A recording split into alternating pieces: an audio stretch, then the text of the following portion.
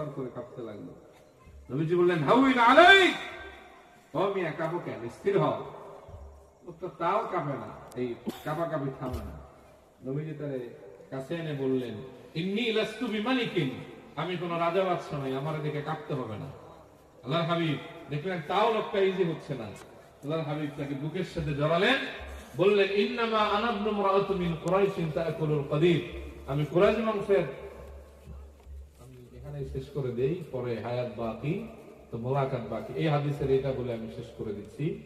আল্লাহর হাবিব সাল্লাল্লাহু আলাইহি ওয়া আলিহি ওয়াসাল্লাম বললেন,